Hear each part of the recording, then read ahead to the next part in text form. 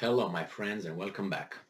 Well, some people think, or in some countries think, that they can bake the cake and also eat it. And some people think that they can, play at two ends in the same time. And sometimes it doesn't work that way, especially when you don't have the power. When you have the power, you can do mostly everything you want.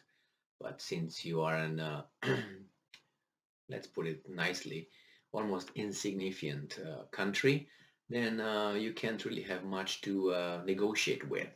And that shows. So I'm talking about Moldova, that country that was formed by um, Joseph Stalin, remember? After it was taken from Romania, right? So here is the news. This comes from the republicworld.com from April 29th, 2022, and this is the title. Moldova admits it can't give up Russian gas supplies after assuring of backup plan. So they say, well, no, we got a backup plan. We're going to be with you guys. But at the same time, they can't. They can't speak tough and then go and beg the Russians to give them gas because the Westerns don't really, should I say it, maybe care about Moldova too much. It's too much to take care of, I guess. So it says here that on Thursday, Moldova's president Maya Sandu acknowledged that Russian gas for her country was irreplaceable and expressed hope that deliveries by Gazprom will not cease. It says here that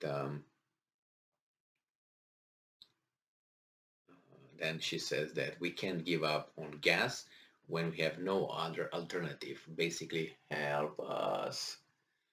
Here are the Russians, here are the handlers. Help us, the club. Help us, otherwise we have to.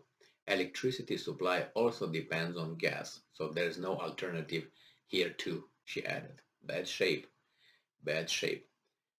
So it says that it is to note that Moldova's contract with Gazprom will expire on May 1st. That is tomorrow. For the deal to be extended, the country has to complete an audit of its massive outstanding debt for earlier gas deliveries before the Russian side. So they were receiving gas, but they were not paying for it much. Like you stay in a home that you're buying and you're behind with your mortgage payments. What do you think is going to happen after a while? However, according to the Russian state media, RT, Chisinau, which is the capital of this country, is unlikely to meet the deadline. No, yeah. And it says here that the country has previously claimed that the conflict in Ukraine prevented it from hiring a foreign auditor to do the job. Typical Romanian style or children's style. Someone else's fault. No, no, not our, not us. All right. Why are you a bad payer? Why can't you pay for your thing? Because you don't produce anything? Because of your corruption, your economic and political environment over there, and social environment? Is that what it is? No, no, no. It must be somewhere else. Right now it's me because I'm talking bad about you, right? Just pointing out reality. And you're trying to point fingers at everybody else, right? The auditors were not available. Why are you in debt?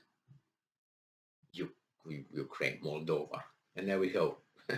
Gazprom has reportedly stated that Moldova Gas owes the company some $709 million. They will never pay this unless they get a loan. From whom? Hey, Zimbabwe across Atlantic, can you give us a loan? IMF or something so you take ownership of my country? My. So this is, it says here that um,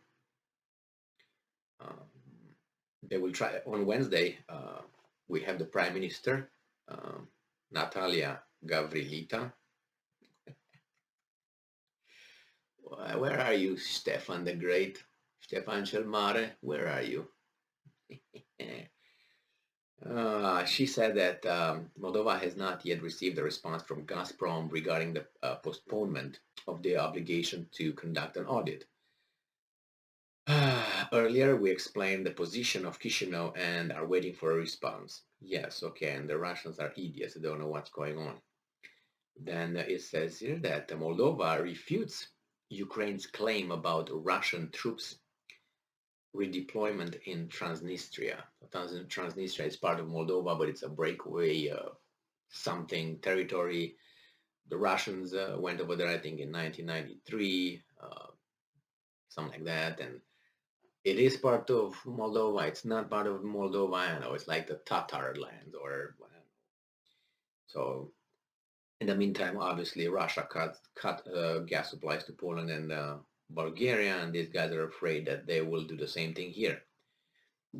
So maybe that's why the Westerners are not trying to get involved in your country, because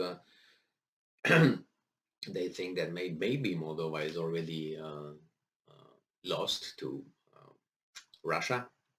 It is no use to do what? As I always said, a little with all the environment in economic, political, social environment in Moldova, Republic of Moldova, I would a quick unification with the motherland, Romania, maybe at least on the paper could save you, or at least try to defend you from the Russian bear. How about that? I always stated that. You know, a little piece of paper, and then after that you figure things out. After the Russians are leaving the area or things settle down, you can get your independence back or something. If you want to be on your own and do your hanky-panky in your little neighborhood of 3.5 million population. So you can, unite with Romania. Are going to be part of European Union all of a sudden. You're going to be part of NATO all of a sudden, and you will be defended by the defensive organization called NATO. Why not? Well, it seems like the threat then is not that big. You try to figure things out on your own. Okay, well, I hope everything is okay with Moldova, but there's going to be instability over there because they're going to be always having a border with I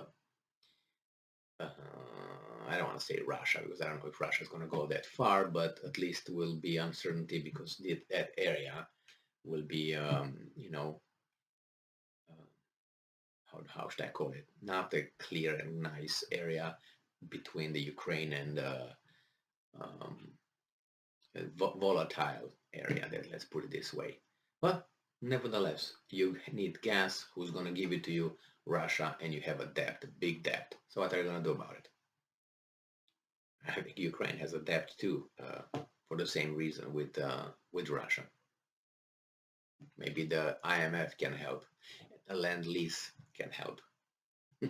Well, thank you very much for being again with me today. Stay strong, stay smart, look for the truth, and be just. See you in a moment.